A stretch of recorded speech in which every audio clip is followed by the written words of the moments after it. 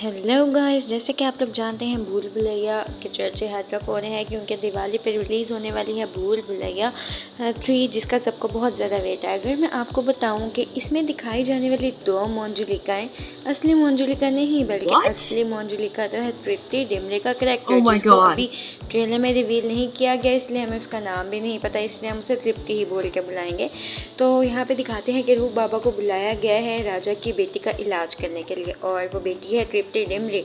और ट्रेलर में लोगों को दिखाया गया है कि मंजुलिका अवनी है या फिर माधुरी है। लोगों को सस्पेंस देने के लिए इस मूवी में डायरेक्टर ने 2 क्लाइमेक्स किए हैं, और वो 2 क्लाइमेक्स यही होंगे कि मंजुलिका कौन है। यहाँ पे काफ़ी सारी इंस्पिरेशन ली गई है भूल भुलैया 1 से, जैसे छोटे पंडित का करैक्टर आप देख सकते हैं वो बिल्कुल भूल भुलैया 1 की तरह ही है। और अवनी यहाँ पे फिर उसे स्प्लिट पर्सनैलिटी डिसऑर्डर होगा, उसे लगेगा कि वो मंजुलिका है उसके अंदर आ रही है, जबकि उसे एक मेंटल डिजीज़ होगी। लेकिन यहाँ पे ये चांसेस हो सकते हैं कि तृप्ति के करैक्टर को रियल में ही मंजुलिका दिखाया जाए कि उसमें रियल में भूत आ रहा है, या फिर हो सकता है कि दिखाया जाए कि उसको भी अपने की तरह स्प्लिट पर्सनैलिटी डिसऑर्डर है, जिसे डॉक्टर आदित्य ने ठीक किया था। यहाँ पे ये कहने की वजह क्या है कि मंजुलिका ये दोनों नहीं हो सकती, क्योंकि ये दोनों बिल्कुल नॉर्मल बातें करती हुई दिखाई गई हैं। तृप्ति के करैक्टर को भी हिडन रखा गया है और थोड़ा सस्पेंस भरा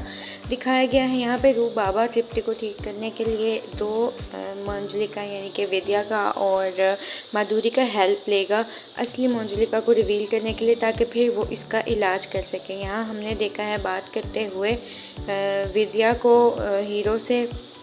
यहाँ पे ये भी दिखाया जा सकता है कि विद्या को फिर मेंटल डिजीज़ फिर हुआ, वो फिर समझे कि उसके अंदर मंजुलिका आती है। तृप्ति यहाँ पे रियल इंसान है, क्योंकि हमने उसे नहा के बाल सुखाते हुए भी देखा है। फिर उसके बाद वो अपने आप को तेल डाल के जलाने की कोशिश करती है, जो कि वो इंसान ही कर सकता है, और रोहान उसको आके बचा लेता है।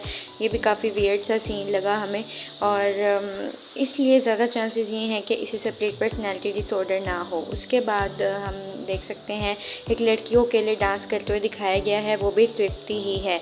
और रूप बाबा यहाँ पे बोलता है अक्षय की आवाज़ में एक सीन में, हो सकता है यहाँ पे अक्षय का कैमियो भी, और इसके 2 करैक्टर हो सकते हैं। 2 ये अपने रोल रखता है, एक में जिसमें ये रियल में इंसानों की हेल्प करता है, और एक में इसका हंसी मजाक वाला फ्रॉड वाला रोल है। यहाँ पे ये भी हो सकता है कि जब इसका रियल भूतों से इनकाउंटर हो तो उसका इलाज करने के लिए या उसको ट्रीट करने के लिए इसे वाकई कोई ना कोई उपाय फिर करना पड़ ही जाए। यहाँ पे देख सकते हैं ये एक दिन के लिए राजा भी बन जाता है, जबकि कोई भी बाहर से आए हुए इंसान को अपनी गद्दी नहीं देता है। और ये दोनों की दोनों मंजुलिका से एक्टिंग भी करवाता है, उनकी हेल्प लेता है, एक ड्रामा करता है, ताकि गुस्से में असली तृप्ति डिमरी का जो करैक्टर है वो इसके सामने खुल के आ सके। ये नकली का राजा भी बन के दिखाता है, क्योंकि सारी लड़ाई तो बादशाह की गद्दी के पीछे ही है, यानी कि बादशाह के सिंहासन के पीछे। ये ट्रेलर में आपने देखा है, और जो पहले राजा था वो तो राजा बनने से हट गया मौत के डर से, इस टाइम वो कहीं से भी राजा नहीं लग रहा है।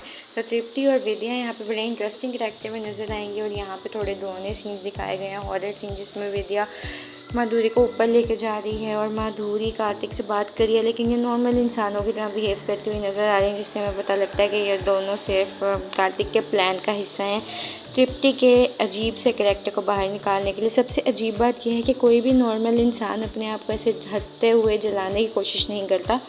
तृप्ति को हम देख रहे हैं ऐसा करते हुए, इसका मतलब ज़रूर तृप्ति के साथ कोई ना कोई गड़बड़ तो है ही। और यहाँ पे आप देख सकते हैं जब कार्तिक अपने दोस्त को बताता है कि भूतनी आ जाती है तो एक भूतनी का नाम लेता है, और हो सकता है अक्षय का कैमियो भी हो यहाँ पे, कोई एक सीन अक्षय का हो, या रूप बाबा अपना गुरु माने उसे या कुछ करे। अगर ऐसा हो गया तो मूवी तो बहुत ज़्यादा ही हिट जाएगी ये वाली।